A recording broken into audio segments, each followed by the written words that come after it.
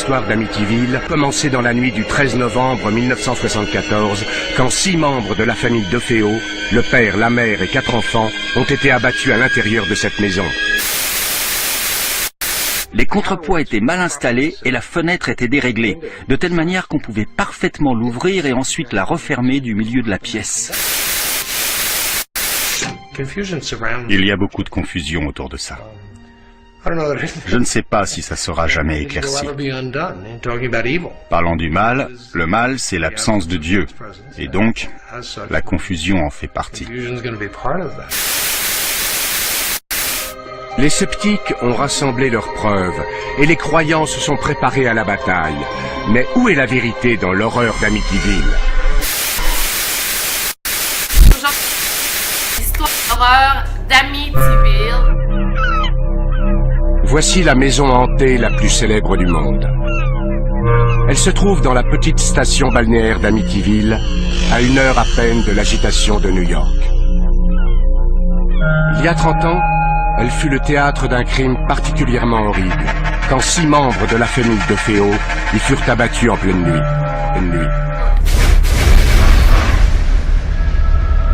Avant que ce soit un livre et un film et 3 autres films après, c'est une vraie histoire en fait. Tout a commencé avec la famille, le père, la mère Louise. Ils se sont mariés, ils ont eu leur premier enfant qui s'appelait Ronald Joseph DeFeo Jr.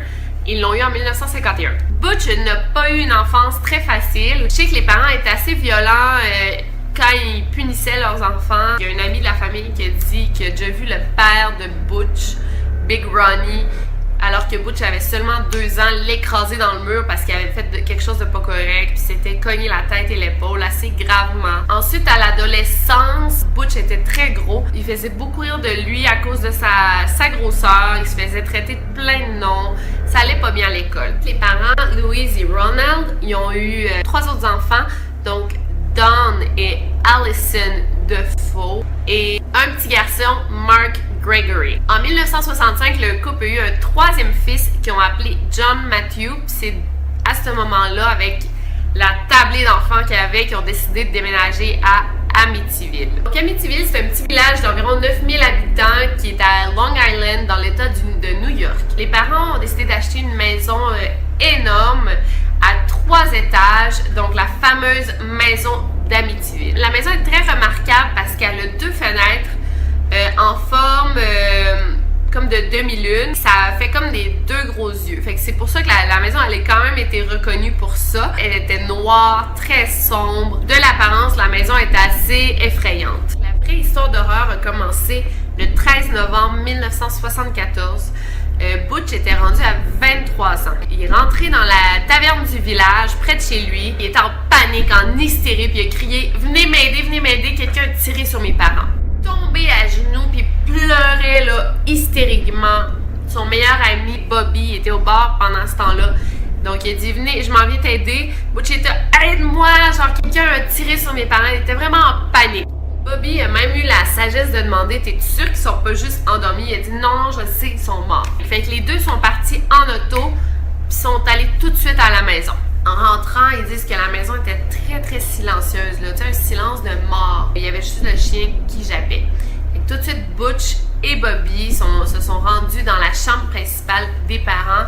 Et c'est là qu'ils ont fait la macabre découverte. Les parents étaient tirés par balle et ils étaient morts, gisant dans leur sang. En visitant chaque chambre de la maison, ils ont retrouvé chacun des enfants morts dans leur lit.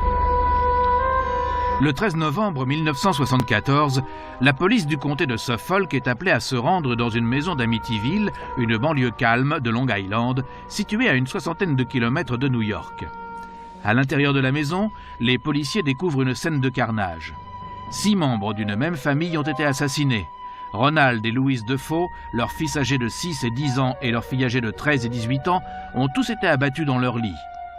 Il n'y a qu'un seul survivant, Ronald DeFeo, Jr., 23 ans.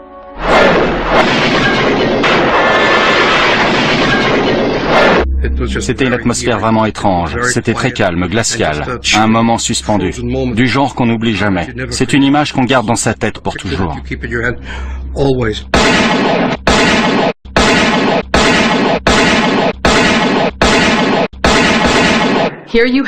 On avait là une famille de banlieue soi-disant idyllique, d'origine italienne, des catholiques. La famille avait sa propre affaire, une concession automobile. J'étais assis dans mon bureau qui donne sur le devant de la maison. Et mon ami Al Saxon arrive et il me dit « Rufus, j'ai quelque chose à te dire, tu ne vas jamais me croire. Dans la maison d'à côté, ils sont tous morts. » On a vu plusieurs des corps qu'on sortait de la maison. Je regrette de le dire, mais le corps d'un des enfants est tombé de la bâche dans laquelle on le portait. Et j'ai vu l'un des enfants assassiné. C'était affreux. Mais c'était une affaire criminelle sans mystère. En tout cas, c'est ce que je me suis dit à l'époque. Et bien sûr, à cause de leur nom italien, il y a eu les inévitables rumeurs sur leur lien avec le crime organisé. L'hypothèse d'un meurtre lié au banditisme a été rapidement écartée et la police s'est tournée vers le seul survivant, Ronald DeFeo Jr., qui avait 23 ans. George Harrison, le chef de la police du comté de Suffolk, est arrivé et il m'a demandé s'il pouvait utiliser ma maison comme quartier général. Tout le monde était terrifié dans le quartier en se disant qu'il y avait un tueur qui rôdait dans la ville. Dès le début, Ronald DeFeo a été soupçonné. Mais au départ, il ne l'avait pas arrêté, il l'avait embarqué pour le protéger.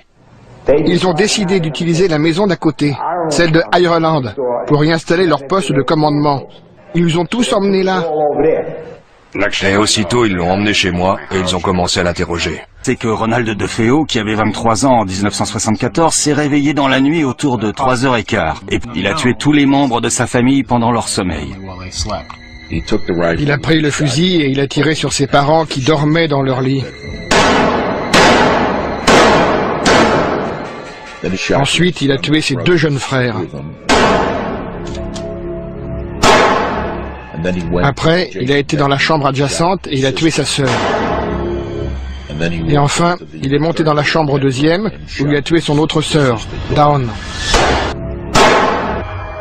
Après ce qui est arrivé, c'était comme un cauchemar. Je suis en train de regarder ma mère et mon père morts, mes sœurs, j'étais terrifié. J'ai couru hors de la maison, sauté dans ma voiture, foncé dans la rue, trouvé mes amis et je suis revenu à la maison. On a fait une expérience pendant la préparation du procès.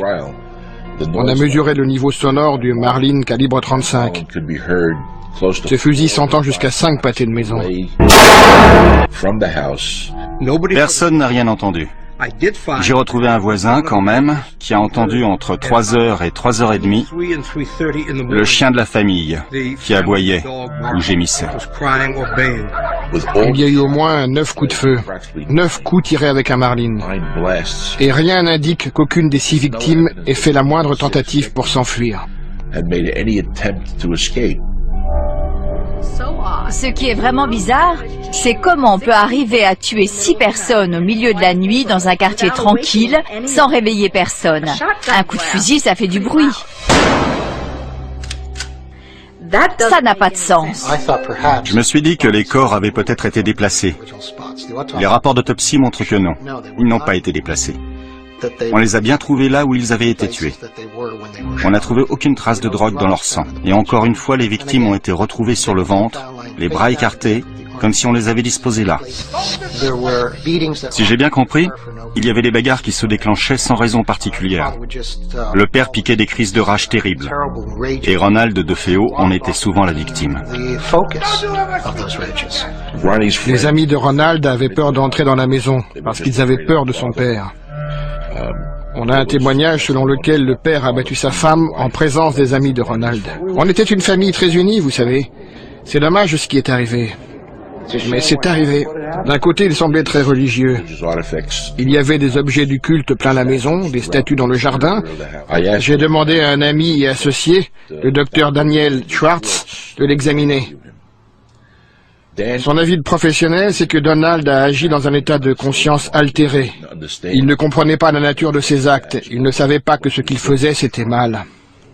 Je ne me contrôlais pas. Je n'étais pas en contact avec la réalité au moment où j'ai fait ce que j'ai fait. Je n'avais aucun contrôle.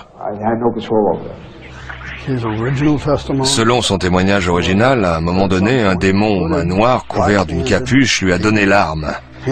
Et il est monté à l'étage et il a commis des meurtres. Après un long procès important et assez mouvementé, le 4 décembre 1975, Butch a été accusé du meurtre de sa famille.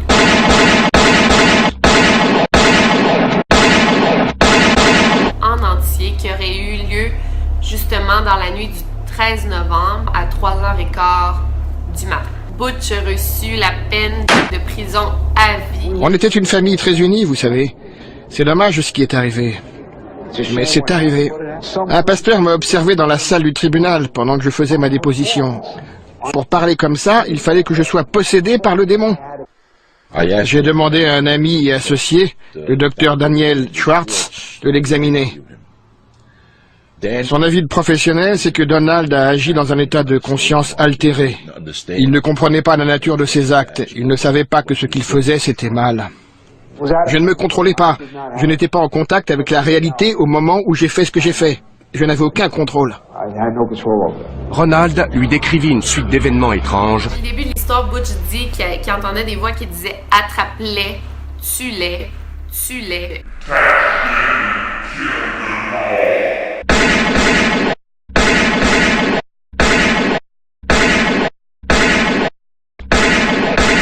Même qu'apparemment, durant la nuit, il était couché, puis il a comme aperçu une femme avec une cape noire lui tendant l'arme à feu en lui dictant de tuer sa famille. Mais il a dit, une femme au manoir m'a donné le fusil, et j'y ai été, et j'ai tué tout le monde. Selon son témoignage original, à un moment donné, un démon aux mains noires couvert d'une capuche lui a donné l'arme. Et il est monté à l'étage et il a commis le meurtre.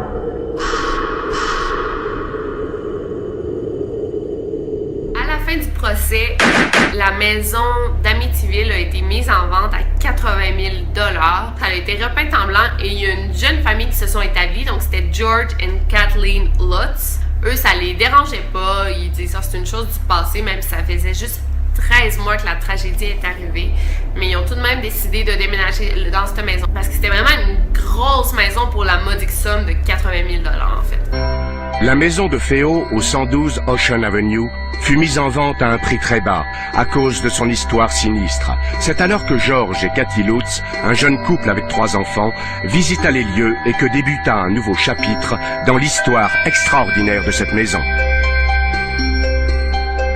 Quand on a déjà visité un certain nombre de maisons, on finit par sentir ce qui vous convient ou pas. On n'avait aucune réticence envers cette maison. Elle répondait si bien à nos besoins qu'on a pensé que c'était pratiquement l'idéal pour nous.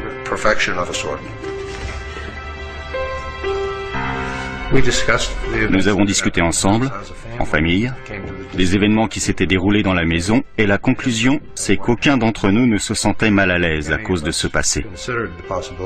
Mais nous n'avions pas envisagé la possibilité que quelque chose soit encore là. D'après la famille Lutz, des choses troublantes leur sont arrivées dès le début. Harry a essayé de se pendre. Notre chien, un labrador noir, a sauté par-dessus la clôture et sa chaîne était trop courte. Et il s'est retrouvé pendu de l'autre côté. Il s'étouffait. Ça s'est passé 1 heure après notre emménagement. George Lutz raconte ensuite qu'un de ses amis, qui connaissait bien l'histoire de la maison, lui a recommandé de la faire bénir. Le pasteur est venu. Il l'a béni pièce après pièce. Il est revenu et il nous a dit, à Cathy et moi, de ne pas faire une chambre dans une pièce à l'étage que nous voulions utiliser comme pièce à couture. Il a dit qu'il y sentait quelque chose. Il a reçu une gifle. Il a entendu des voix qui lui disaient de partir.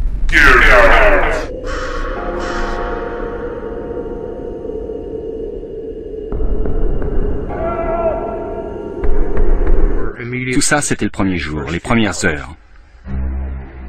Lutz affirme que dès les premiers jours, il s'est réveillé régulièrement à 3h15. Il se sentait agité, mal à l'aise. Il entendait des bruits bizarres. Coïncidence, c'est l'heure à laquelle les meurtres ont été commis.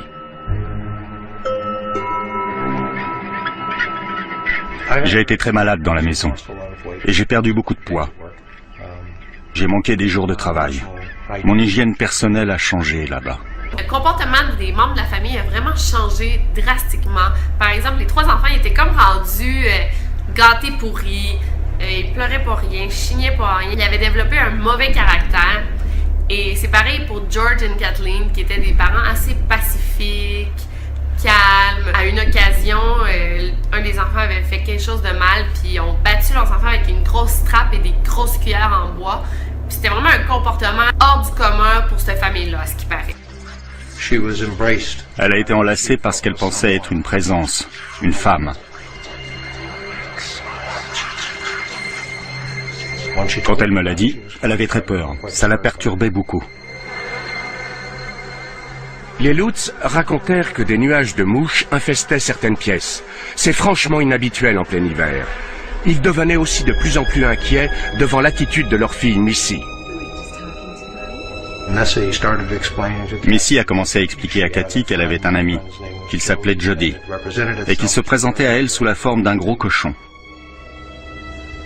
Quand Jody lui a dit qu'il était content qu'elle habite ici et qu'elle y resterait pour toujours, ça a été très perturbant. Les Lutz racontent que de plus en plus de choses étranges se passaient autour d'eux. Avec les semaines, les choses empiraient. Et dans quelques pièces de la maison, ça sentait vraiment les excréments. Tu sais, des odeurs comme qui apparaissaient nulle part, qui sentaient vraiment mauvais.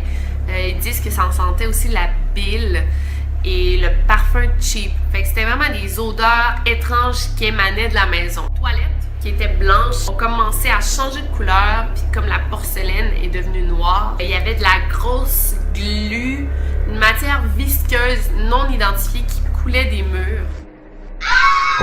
On entendait des cris la nuit, et des gens qui marchaient la nuit, et les enfants disaient des choses bizarres, et la température variait dans la maison. Mon père était jamais capable de se réchauffer, il y avait toujours les frissons. Il passait genre des heures devant le foyer parce qu'il était jamais capable de se réchauffer. Et on découvrait des taches sur la moquette le matin, et la porcelaine des toilettes qui devenait progressivement noire. Quand on y pense et qu'on commence à en parler, il y avait évidemment quelque chose de pas normal. Une nuit, les choses ont vraiment empiré. George s'est réveillé, puis Cathy, sa femme, était carrément en lévitation au-dessus du lit. Là. Elle flottait. Ils n'aiment toujours pas parler de ce qui est arrivé la dernière nuit, de ce qui les a finalement poussés à quitter la maison.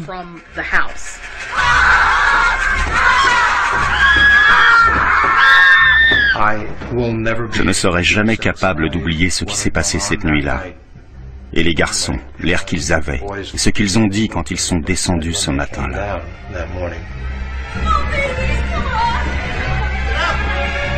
Selon leurs déclarations, ils finirent par fuir la maison tôt le matin du 14 janvier 1975. Jamais ils n'y revinrent. Nous n'étions pas la même famille en arrivant et en repartant de là. Nous étions tous terrifiés au moment du départ.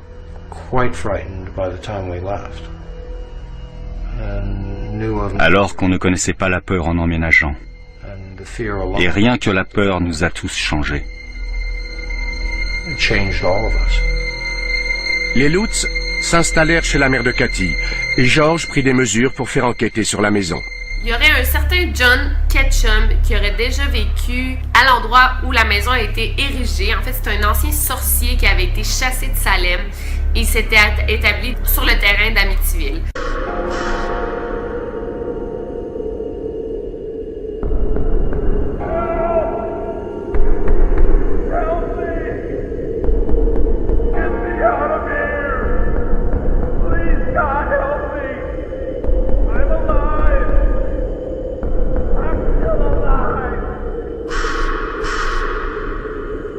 Et il y a d'autres rumeurs qui disent que la maison se serait bâtie sur un ancien cimetière indien. Toutes les histoires qu'il y a des esprits, ça a été construit sur un ancien cimetière indien.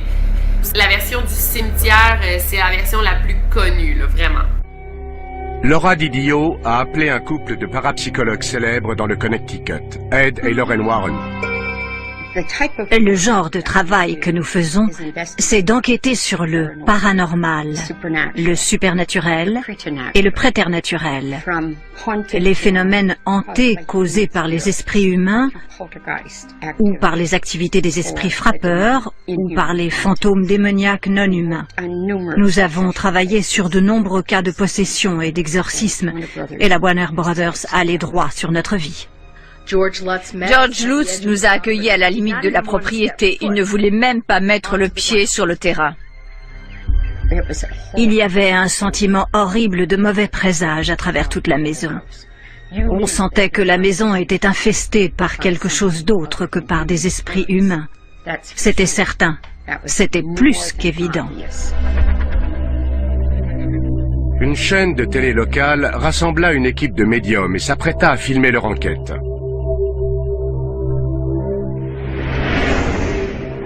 Ils firent venir des parapsychologues. Ils amenèrent aussi des médiums. Et ils décidèrent de pénétrer dans la maison dans la nuit du 6 mars 1976. Peu après l'arrivée de l'équipe télé et du journaliste Marvin Scott, des choses étranges se passèrent. Rien ne m'est arrivé à moi, mais des trucs arrivaient aux gens autour de moi. C'était incroyable la façon dont les gens étaient affectés. La première chose, c'est le caméraman Steve. Quand il est arrivé sur le palier au deuxième, il s'est plié en deux en se tenant la poitrine. Il avait des douleurs intenses à la poitrine. L'impression dominante, c'était très triste. Je ressentais la présence d'un adolescent qui avait fait quelque chose qui avait entièrement changé sa vie et qu'il avait commis une action horrible. Quand on est monté à l'étage, évidemment, les médiums ont ressenti les échos, les mauvaises vibrations. 6 personnes ont été assassinées là, vous savez, il y a à peine 2 ans. Il y avait une fenêtre au-dessus de moi et j'ai vu le visage d'une fillette qui me regardait. Ensuite, j'ai entendu des pleurs, des plaintes. Alors je lui ai dit, regarde la lumière blanche, marche vers elle, tous ceux qui t'aiment t'attendent. Pendant la séance, Lorraine a dit qu'elle ressentait la présence d'un démon qui venait des profondeurs de la terre. Il n'y avait pas que les esprits assassinés des membres de la famille de Féo. Je percevais des corps alignés, tous recouverts de draps blancs. J'ai eu l'impression de silhouettes couvertes de capuches comme des moines, juste derrière la porte, bloquant le seuil et qui me fixaient. J'ai pensé, oh oh. Je monte tout en haut, j'entre dans la chambre et Marvin Scott me dit, « Qu'est-ce qu'il y a? Qu'est-ce qu'il y a ?» Et je lui ai répondu, « J'espère que je n'approcherai jamais plus que ça de l'enfer. » Alors j'ai pris de l'eau bénite, j'ai ouvert la bouteille et j'ai dit « En arrière, Satan !» Et j'ai aspergé comme ça. Et ça a disparu, comme de l'eau sur une plaque chauffée. Et alors, tout s'est arrêté dans la maison. À la fin de la séance, on est redescendu au rez-de-chaussée. À ce moment-là, Ed tenait son crucifix et il précédait Lorraine dans l'escalier. Il s'est arrêté net, presque comme s'il avait été jeté en arrière par une bourrasque de vent. Et plus tard, il a décrit ça comme s'il avait été assailli, je crois, par une légion de démons. C'est comme un puissant jet d'eau sur ma poitrine qui m'empêche d'avancer. Une fois de plus, en tant que journaliste, je dois reconnaître que je n'ai rien vu, je n'ai rien senti. Rien d'autre que les réactions d'Ed, de Lorraine, des autres médiums et des gens autour de moi. Je me souviens à 2 heures du matin de Marvin Scott qui se tourne vers moi et me dit « On ne l'a pas ». En d'autres termes, ce n'était pas l'exorciste pour la télévision. Alors qu'il ne se passa rien devant les caméras de télévision, une photo prise cette nuit-là allait révéler une mystérieuse présence. L'appareil avait été fixé sur un trépied. Il prenait des photos au flash automatiquement, à intervalles réguliers. Et il y avait des dizaines et des dizaines de photos de cette porte qui conduisait à la chambre de notre fille Missy. Des années plus tard, une de mes secrétaires classait ces photos et elle était enceinte. Et chaque fois qu'elle regardait cette photo, le bébé faisait des bonds dans son ventre. Et hop, voilà qu'on distingue clairement dans l'encadrement de la porte, sur le palier au deuxième, le visage d'un petit garçon qui jette un coup d'œil depuis la porte. Il n'y avait pas d'enfant cette nuit-là dans la maison. Alors, d'où est-ce qu'il vient? On a appelé Missy et on lui a demandé qui c'était. Et elle a dit « Oh, c'est le garçon avec qui je jouais là-bas ». C'était la première fois qu'on en entendait parler. Les Lutz ne revinrent jamais au 112 Ocean Avenue. La banque récupéra la propriété et leurs meubles furent vendus aux enchères. George et Cathy partirent s'installer en Californie en affirmant qu'ils devaient échapper à l'influence de la maison et au déluge de publicité qui suivit la médiatisation de leur histoire. Parmi ceux qui se joignirent à la fête, il y avait le professeur Hans Holzer, le plus célèbre chasseur de fantômes des États-Unis. J'aime particulièrement cette image qui montre clairement la silhouette blanche d'un cheval en surimpression sur moi. Il se trouve que l'entité qui était perturbée dans la maison était un chef indien à cheval. Le 13 janvier 1977, Holzer, William Weber et Laura Didio pénétrèrent dans la maison en compagnie d'Ethel Johnson Meyers, une médium célèbre pour ses transes profondes. Tout ce qu'il me faut, c'est un bon médium capable de transes profondes. Comme ça, s'il y a la moindre entité, elle peut utiliser les cordes vocales du médium pour discuter avec moi. C'était vraiment étrange et très choquant de voir la transformation physique que subit cette femme. Dès qu'elle est sortie de la voiture, avant même d'entrer dans la maison, elle a dit « Il y a un Indien là-dedans ». D'un seul coup, une pomme d'Adam lui a poussé. Après un moment, cette femme a commencé à parler dans un drôle de charabia. Sa voix s'est abaissée de plusieurs octaves. Et elle parlait avec un chef indien qui était enterré sur ce terrain. Why are they angry? Because it's been a sacred place, and this is over a very, very special chief. Oh, I can't move my face. On a découvert que c'était un cimetière indien et que le quartier avait été construit dessus, à la grande fureur de l'Indien qui était enterré là. And what does he make them do? Violence of death. I don't know, my skull's cracked and my neck's stretched. What will the male do under those circumstances? Anything the Indian desires him to do. Donc la famille a décidé de comme eux-mêmes bénir la maison avec un crucifix. Comme marcher partout dans la maison, puis ils se sont fait crier. Ils ont entendu une voix qui leur a crié. L'histoire la plus folle qui ont vraiment poussé la famille à partir. Une maison, c'est censé être un endroit où on est en sécurité. Et l'horreur d'Amityville détruit cette tranquillité. C'est arrivé juste après le livre de William Peter Blatty, L'Exorciste. Et le film L'Exorciste est sorti autour de 1973-74.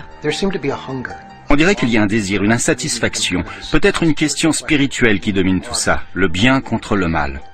Même les gens qui disaient être agnostiques ou athées après avoir vu le film, ils dormaient avec la lumière allumée, ils s'agrippaient à des crucifix et ils retournaient à l'église. C'était le climat dans lequel Amityville pouvait s'épanouir. La maison elle-même était devenue un personnage, grâce en particulier à ses deux fenêtres à l'étage. Tout le monde disait « Qu'est-ce que vous pensez de ces deux yeux? Deux yeux qui vous observent. » J'ai beaucoup entendu ça. C'est devenu les yeux de la maison. Et si vous les regardez, vous vous dites « Cette maison est en train de me regarder ». Et ça lui a donné cette personnalité maléfique. Quelque chose observe, quelque chose est caché, quelque chose observe.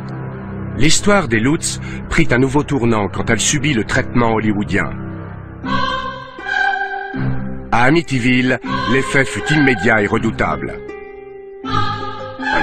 Quand tous ces livres ont été publiés et que le film est sorti, c'est devenu l'enfer. Ça a été l'affolement chez les médias. Tous ces gens se sont abattus sur Amityville. Des gens venus d'Irlande, venus d'Angleterre, des gens venus de partout en Europe. Ils étaient envahis non pas par des fantômes, ni par des démons, mais par les touristes. Sous la grêle ou dans la tempête, il y avait parfois plus de 50 personnes qui se tenaient par la main et qui regardaient la maison, comme si c'était une religion. Sur Ocean Avenue, les pelouses des habitants étaient envahies par les voitures des badauds qui essayaient de s'approcher de la maison de l'horreur. J'avais des dizaines de gens venus en bus qui pique-niquaient dans ma cour, des nonnes venues de Suède. Elles s'étaient coincées dans mon allée, et je ne sais même pas comment elles étaient arrivées là. Les gens couraient et essayaient d'emporter des morceaux de la maison, des bouts de pelouse, des plaquages de bois. Une femme a frappé un flic sur la tête avec un livre si fort qu'elle l'a à moitié assommé. N'importe quoi pour jeter un coup d'œil par les fenêtres. C'était très ennuyeux. Ça a duré et duré et duré. Ed et Lauren Warren qui sont allés dans la maison pour faire une séance pour communiquer avec les esprits. Pour ceux qui ne les connaissent pas, Ed et Lauren sont vraiment connus à cause surtout des films de Conjuring qui sont les personnages principaux. C'était des spécialiste du paranormal, vraiment, il était connu à l'époque. Et ils ont décidé d'aller faire une petite séance dans la maison d'Amityville qui a été tournée sur Channel 5 et ils ont vraiment senti la présence d'esprit assez fort. Même Lauren a dit que c'est le plus proche de l'enfer qu'elle a été.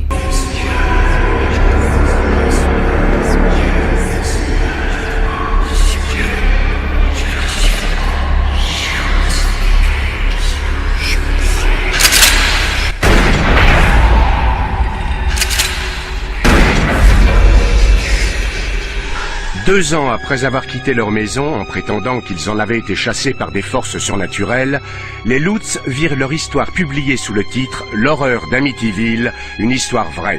Ce fut un best-seller instantané et l'auteur Jay Hanson se retrouva au cœur d'une furieuse controverse. Moi, ça m'a ouvert les yeux sur le fait qu'on pouvait écrire un livre, écrire sur la jaquette une histoire vraie, et ensuite inventer 90% de son contenu. J'en ai parlé à G et je lui ai dit, G, tu crois à cette histoire? Et il m'a dit, je suis un écrivain, c'est ce que je fais, j'écris, c'est tout.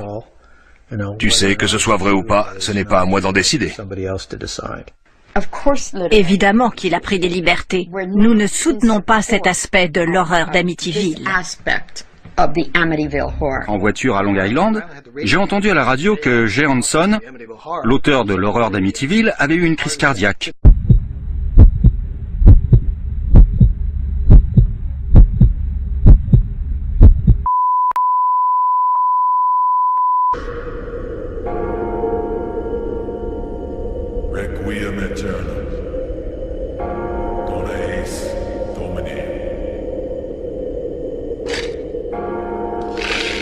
George Lutz détestait tellement les derniers films qu'il a intenté un procès à la MGM. Ce fut la dernière de ses nombreuses actions pour protéger sa version des faits. Il est mort paradoxalement le jour où l'affaire a été réglée, à peine 1 an après la mort prématurée de sa femme Cathy, en 2005. Elle et moi avons vécu cette expérience ensemble, et on est passé à autre chose ensemble. On a essayé de l'expliquer au monde, ensemble si vous voulez. Sa disparition signifie que j'ai perdu celle qui a partagé cette expérience avec moi. Cela ne donne pas le droit à qui que ce soit de créer une version révisionniste de ce qu'elle avait à dire de son vivant. Les disparitions de George et Cathy Lutz sont les exemples les plus récents de l'influence maléfique de la maison d'Amityville. Une des choses qui lui sont arrivées dans cette maison, c'est qu'elle s'est regardée dans un miroir et qu'elle a vu cette vieille femme dans le reflet. Elle est morte à Phoenix, d'une maladie respiratoire qui l'a fait vieillir de 30 ans. Et quand elle est morte, elle avait l'air très vieille. Ça a touché Ronald DeFeo d'une certaine manière. Ça a touché les Lutz d'une autre manière. Ça touche tous ceux qui entrent dans cette maison. Récemment, il y a le plus jeune de la famille Lutz donné une entrevue puis il a dit que tout ce qui s'était passé, c'était bel et bien vrai. En fait, George, c'était le beau-père des enfants. C'est l'événement le plus documenté de ce genre. En termes du nombre de gens impliqués, de témoins directs, de ceux qui ont maintenu leur témoignage sans rien y changer pendant toutes ces années. Si je crois qu'ils sont restés dans cette maison pendant 28 jours? Non. Catégoriquement, sans aucun doute, non. Je pense qu'ils avaient planifié toute l'affaire et qu'ils avaient l'intention d'en tirer un livre et gagner beaucoup d'argent. Et vous savez quoi? C'est ce qu'ils ont fait. Quand une histoire est trop belle pour être vraie, et c'en est un exemple parfait, probablement l'exemple le plus monumental de succès que j'ai jamais rencontré et que je ne rencontrerai jamais de toute ma vie. Je ne crois pas que je verrai un autre Amityville. En tout cas, je ne l'espère pas. Ils n'étaient pas là. Ils n'ont pas vécu cette expérience. Et pourtant, ils voudraient vous l'expliquer à vous. Et ça ne rend service à personne.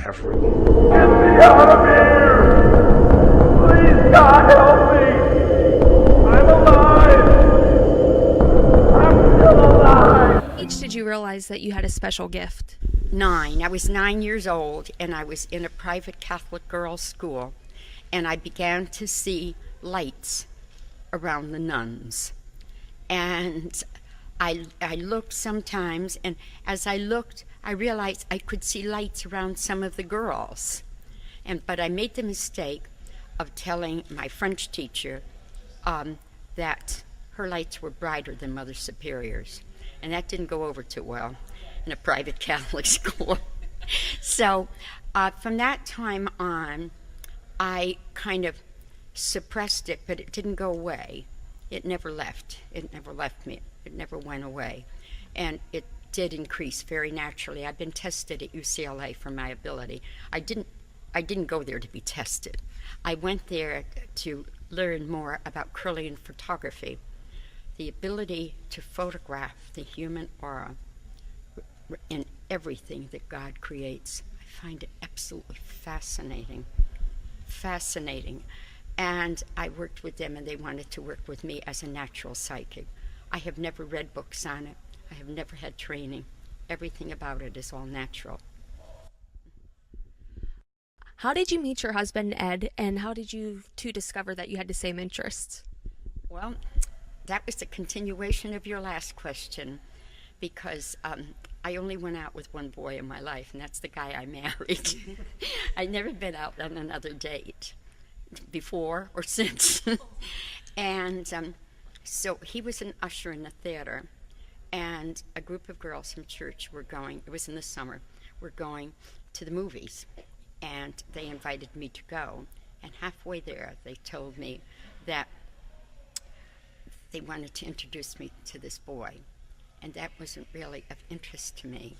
You know, my schooling, my religion, my family, they were all interests. But, you know, that wasn't of interest. I was 16 years old. And so when we went in, I didn't realize he was the usher in the theater. So I looked at him from his feet right up to his head. And I thought, what a clean-cut looking boy you are. And then after the theater, after the movie was over, he said he was going to treat us girls to a nickel Coke.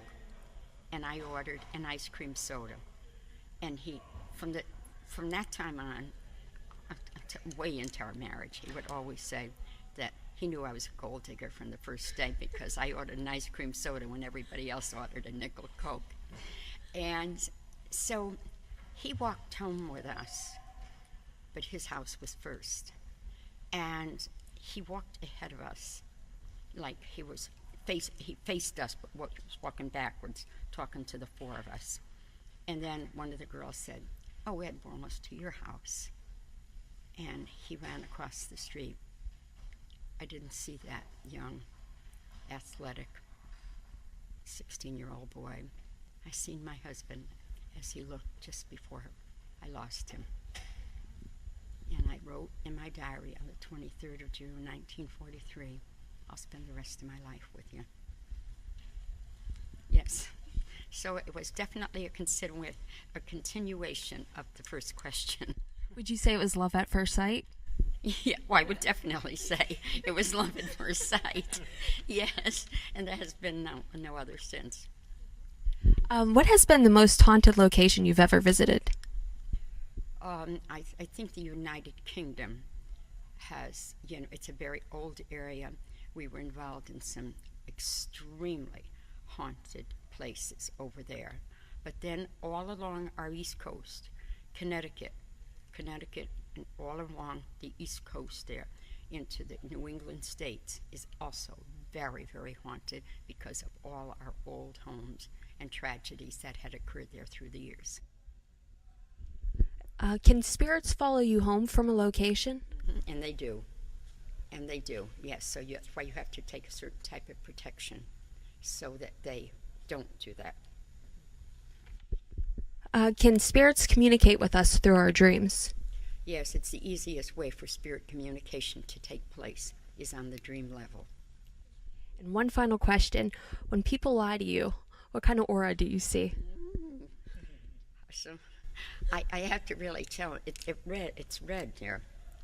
It gets red at certain levels. But you know how people tell a lie and then compound the lie? Yes. Well, it gets redder and redder. Sometimes I insult them. Sometimes I don't.